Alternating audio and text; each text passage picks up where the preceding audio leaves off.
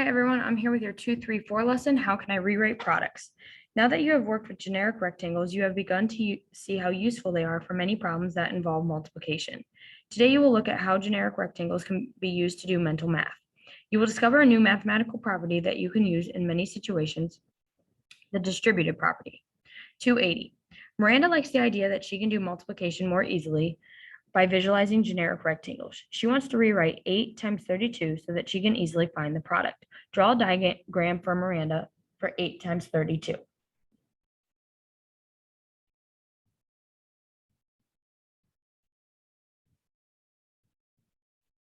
B says, and you could have had a different diagram, but B says, write a number sentence that only uses addition to represent 8 times 32.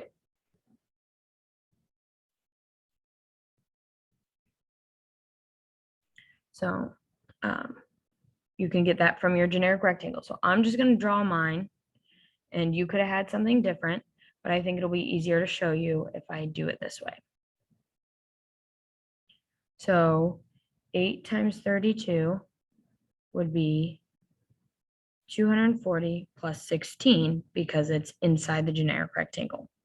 C says, write a number sentence with multiplication, parentheses, and addition to represent 8 times 32. Refer to problem 273 if you need help. So go ahead and try that.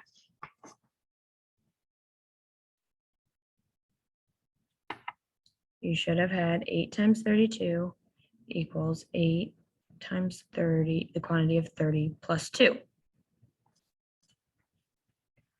D says, find the product of 8 times 32. So go ahead and find the product.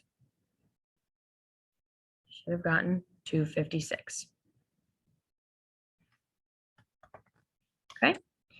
281 says draw a generic rectangle for each of the products below. Then write an equation showing that the expression with parentheses, multiplication, and addition is equal to the expression with only addition for each one.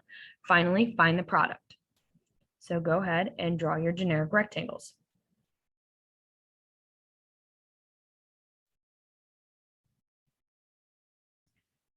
Okay, I'm just going to do this first one with you. 600 plus 20 and 8. This would be 5. So 3,100 and then 40. So if I wanted to write it with parentheses, multiplication, and addition, so 5 times the quantity 600 plus 20 plus 8 is the same as 5 times 600. Oh, I'm sorry. Is the same as 3,000 plus 100 plus 40, which is equal to 3,140. Okay, so I helped you with that. So if you need to go back and change B and C, you should. When you're done with B and C, we're going to go down to 282, and I'll be more than happy to check those for you. 282. The work that you did in problem 281 demonstrates an important mathematical property called the distributive property. The distributive property states that when a sum is multiplied by a single number, each part of the sum is multiplied by that number. For example, the distributive property tells us that 7 times the quantity of 100 plus 5 equals 7 times 100 plus 7 times 5. Then you can simplify the products and sum to 700 plus 35 equals 735. Use the distributive property to rewrite each of the products shown below and then simplify. See if you can do it without drawing rectangles first. So we're going to go ahead and write it this way first. So we're going to do the first one together. 5 times 6 plus 5 times 9.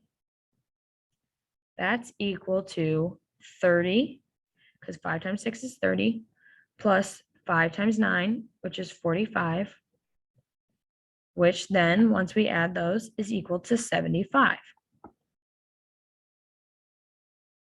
Okay. B is very similar. C is a little bit more tricky, and I want you to try them all. So if you have any questions, please come see me or please email me, but you should be finishing B and C for problem 282, and that is the end of the lesson.